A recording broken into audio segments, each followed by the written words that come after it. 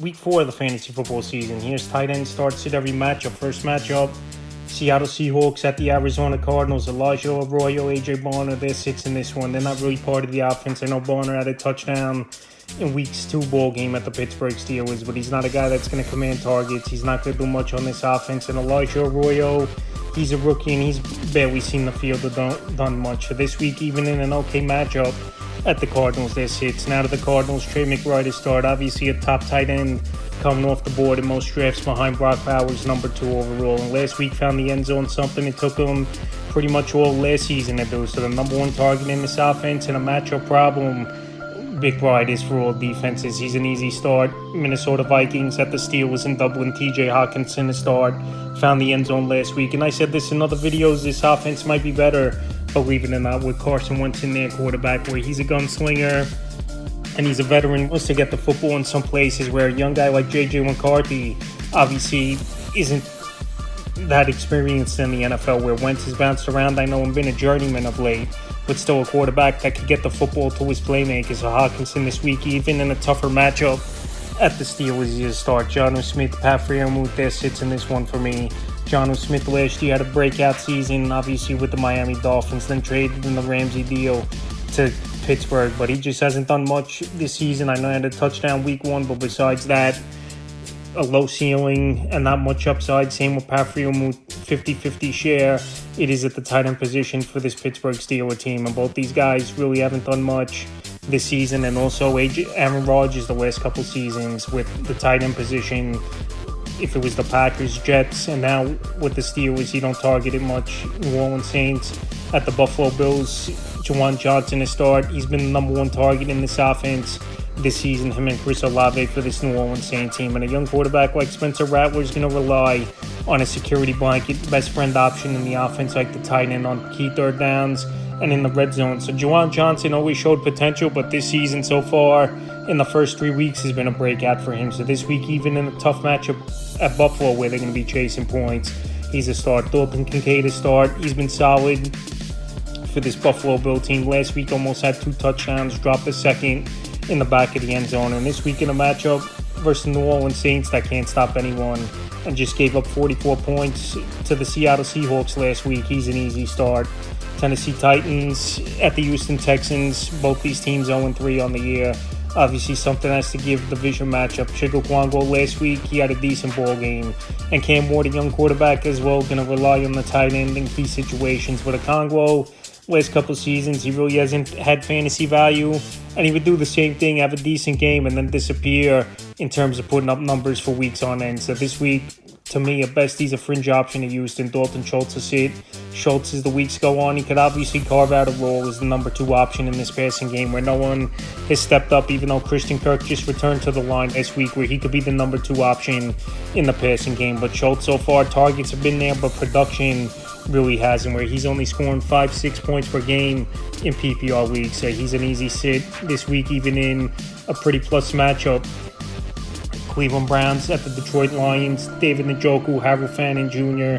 starts for me in this one. Obviously, David Njoku, one of the more athletic tight ends in all pro football is David Njoku. I know he's in a contract season, and his numbers have obviously gone down this season compared to last, with Harold Fannin even into the workload. But both these guys playing well in 2 tight end sets. The tight end position's been up and down in fantasy football so far this season. The Browns are going to be trailing early and often and chasing points at the Lions, where these guys are going to get more involved, where last week it was more of a tight ball game and they ran the football a lot with Junkins. Now to the Lions, Sam Laporta, he's a start for me in this ball game. I know Laporta week 1 had a big game, and the last 2 weeks pedestrian, not reaching double-digit fantasy games for Laporta. But like I've said in other videos, this Lions offense, in terms of putting up stats and fantasy points, is better at home than it is on the road. Even though we saw last week at Baltimore, Gibbs, Montgomery, and St. Brown at big ball games. Washington Commanders at the Atlanta Falcons, Zach Ertz to start. Zach Ertz, to me, he's been operating as the number 2 option so far in this offense this season. And now Terry McLaurin banged up with a quadricep injury. We don't know if he's going to play for sure in this game at the Atlanta Falcons. And this Falcon defense got wrecked last week, losing 30-0 to the Carolina Panthers, even on some of the turnovers from Penix put the defense in a bad spot. But like I said, Zach Ertz, good route runner, good red zone target, and especially if Jaden Daniels is back as well. Ertz is a good start this week. Kyle Pitts a fringe option. Just when Kyle Pitts got things going a little bit last week, it was a quiet game for him, where obviously the Falcons offense did nothing in terms of putting up points or anything, obviously, besides Bijan Robinson had a decent fantasy day. And Kyle Pitts, he's a guy a lot of people are still hoping he goes out there and puts up numbers, but we've seen it too many times where they think, oh, a new coordinator or a new quarterback, he's going to go out there and put up numbers, but maybe he's just a mediocre ball player. So this week versus the Commanders, a fringe option. Philadelphia Eagles at the Tampa Bay Buccaneers. Dallas Goedert to start. Last week he returned from his 1 week injury and he scored a touchdown in the comeback victory versus the Rams. And Goddard, he's a main option in this offense. Arguably, he could be over Devonta Smith more weeks as an option in this offense for this Philadelphia Eagle team. And Jalen Hurts and Goddard have a great rapport, especially in the red zone. So this week in a potential track meet at Tampa Bay, he's a start. Cade Otton a sit. Otton last season had some pop games, but this year we really haven't seen much from Cade Otton. Even with Mike Evans out, it looks like Chris Godwin possibly could return to the lineup. And like I said, Otton doing nothing this season. He's not an option. He's a sit.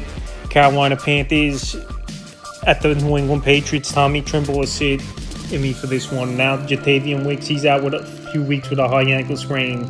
Trimble, he's had many opportunities the last couple seasons, and he just doesn't go out there and produce or put up numbers. He's been more of a blocking tight end than anything, an easy sit. Hunter Henry, a start. Hunter Henry, there's going to be weeks like we saw in week 2, 1 catch for 9 yards in Miami, and then a week like last week we had 90 yards and 2 touchdowns in that one. So this week in a matchup versus a mediocre to poor defense of the Carolina Panthers, and arguably the number one option in this New England Patriot offense where the receivers haven't done much, but obviously Henry has 2 out of 3 weeks. He's a must-start. Los Angeles Chargers at the Giants. Rondé Gatson made his debut last week with Will Disley out, and he had a good ball game, was the rookie. 5 catches, 46 yards, so a good start for him.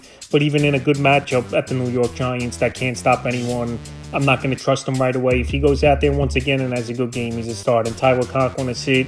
He's pretty much been a blocking tight end and a guy who just goes out there and runs routes but doesn't get targeted in this offense. Theo Johnson a sit. So this Giant team, all these young guys in this offense now, 2 years or less in the league. Jackson Dart getting the start. Rookie Cam Scatterbo starting running back, rookie as well. Malik Neighbors his second season, and Theo Johnson his second year. So we'll see how this offense shakes out over the next couple weeks here with all the young players in there, obviously. But Theo Johnson is here. We haven't seen much from him, and this is a tough matchup versus the Chargers. Jacksonville Jaguars at the 49ers. Brenton Strange, arguably consistent option in the passing game in the early going for this Jacksonville Jaguar team. Brian Thomas Jr. and Travis Hunter haven't done much for this Jaguar team. Brenton Strange, he's getting targets. He's working the middle of the field. And we know Trevor Lawrence likes targeting in the tight end position. We saw it a few years ago with Evan Ingram. We had over 100 catches. But this week, I'm going to pump the brakes just a bit. I have to see a little bit more from Strange. He's a fringe option. Jake Tongs, Luke Farrell, they're just guys who are going to get occasional few catches per game, but obviously not going to have impact filling in for George Kittle, where obviously Ricky Pierce or Jawan Jennings, if he plays, and McCaffrey, more of those Kittle targets are going to go to. So both these tight ends are sits this week. Indianapolis Colts at the Rams. Tyler Warren had a down game last week after the first 2 weeks. Double-digit fantasy points in PPR leagues. But this offense is a well-oiled machine, and obviously this could be a high-scoring game in Los Angeles. Daniel Jones in this offense playing great football, and Tyler Warren a matchup problem, and even lining up at fullback at times in different formations. He's an easy start at the Rams. Tyler Higbee, Davis Allen are sits for me. Tyler Higbee, we haven't seen much out of him in the last couple seasons with injuries. And obviously when there's guys like Puka Nacua and Devontae Adams in the receiving room, those guys are going to eat up pretty much all the targets. So he's a sit in. Davis Allen, I know he had 2 touchdowns in the first 2 games of the season, a touchdown a game. But obviously he's touchdown dependent. And like I said, Nacua and Adams are getting majority of the targets.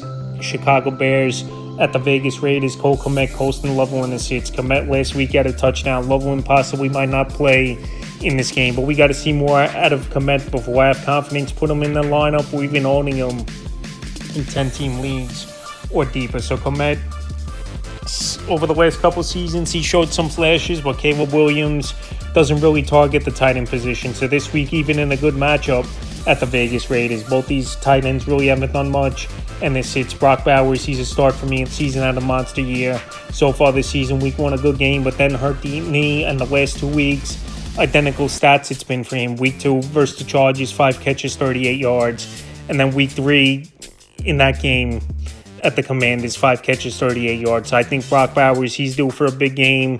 Even though a guy like Trey Tucker's emerged and Geno Smith and Bowers still don't have the great rapport like obviously Bowers had last season with both the quarterbacks that played in Aiden O'Connell, Gardner Minshew last season. Baltimore Ravens at the Kansas City Chiefs. So a battle of 2 AFC rivals over the last few seasons, regular season and some big playoff games. And Mark Andrews, he was looking like going into week 3, a guy that's going to be benchable, but he redeemed with a monster game, 6 catches, 91 yards, and 2 touchdowns. I know one of them was in garbage time towards the end, but Mark Andrews, still a matchup problem, still a guy that goes out there and scored touchdowns. And we saw it last season. He started off very slow, still finished the season with 11 touchdowns. The same thing with this year. Started off slow the first 2 games, and he scored 2 touchdowns in last week's game. And this week, I know the Chiefs' offense isn't like it once was, but Baltimore knows they still got to put points on the board. So Andrews a start, Travis Kelce a start. I know underwhelming the first 3 weeks of the season for Kelce, where some drops, just bad route running. And believe it or not, him and Mahomes are missing on plays, where Mahomes and Kelce used to be the best tandem in the league. But this week in a matchup versus Baltimore, I think Kelce gets up in a big ball game, obviously, where if the Chiefs lose and go 1-3, you know the odds of a team making the playoff aren't very good. So I think Travis Kelce this week bounces back and he's a start. Green Bay Packers at the Cowboys. Tucker Kraft to start. Number 1 option in the passing game for this Green Bay Packer team. He had an injury scare in practice last week, but he went out there and played in that game in Cleveland, even though he wasn't 100%. And this week in an easy matchup at the Dallas Cowboys that can't stop anyone, he's a must start. Jake Ferguson a start.